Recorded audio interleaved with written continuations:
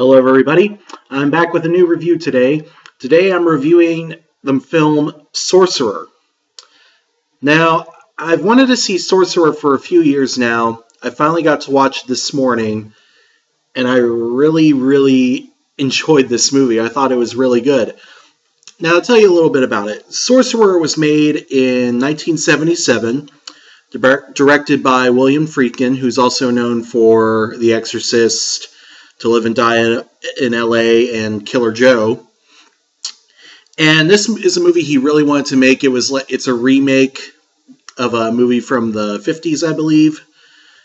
And it stars Roy Scheider and really nobody else. This movie didn't have the star power at the time. And just to tell you a little bit about the movie starts off, for the first about 20 minutes, are little short segments introducing the main characters. We start in Mexico with a hitman getting his target. We then move to Israel, where a man commits a terrorist act, then has to escape and go into hiding. We have a businessman who's in France and gets into dirty dealings and also has to escape. And finally, we get to New Jersey, where Roy Scheider's character and his friends knock over a bingo game, steal the money from these priests who are amassing all this money from bingo games. He crashes the car, kills everyone. He also has to flee and go into hiding. It's where these men meet, and somewhere in South America, where they're all working odd jobs in this little South American town. And one day, an oil rig explodes during a terrorist bombing. This oil rig explodes, there's fire coming up, and the only way to stop the fire is to put dynamite in it to cease the spurting fire, like they did in There Will Be Blood. Only problem is the dynamite they have found has been in stock for a year and will explode at the minor little shake. So what they do is the oil company wants to hire 4 men who are willing to drive the trucks, these dangerous trucks through all these hills and mountains, to get to the oil rig and deliver the dynamite. Our 4 guys happen to be the 4 characters we were introduced to in the first 20 minutes. Coincidence, eh? Anyway, what follows is them on a very intense journey as we're going around mountains and hills, across rickety bridges. I almost said britches. Rickety bridges on these giant trucks that are filled with sand, holding the dynamite in place so it doesn't shake. It's really a very intense movie, and it's by far one of the best looking movies that came out of the 70s, in my opinion. Some really great cinematography in this movie. You have a lot of good early uses of handheld camera work in different segments of the movie. The acting is actually really good. Roy Scheider is without a doubt one of my all-time favorite actors. I think he was very underutilized during his career. But he's great. I don't know the other names of the actors, I'm sorry, but they're good too. They were all good. I do like the opening segments introducing all 4 characters. They're all very well filmed.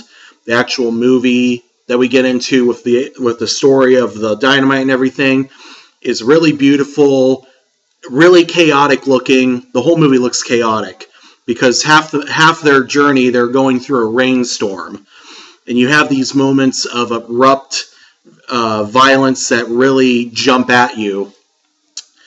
But also, just to say a little bit of history about this movie, Sorcerer had a few problems during filmmaking because they wanted so many different stars that they couldn't get. And they eventually had to settle for most of the actors that they had, which I think turned out good anyway. I mean, they're all good actors. And filming was pretty rough. I mean, filming in a jungle all day in the heat and just around all this nature that's wanting to kill you anyway. and explosions going off around you. It's hot, it's fiery. I'm sure it was a difficult shoot, but it ended up looking really good.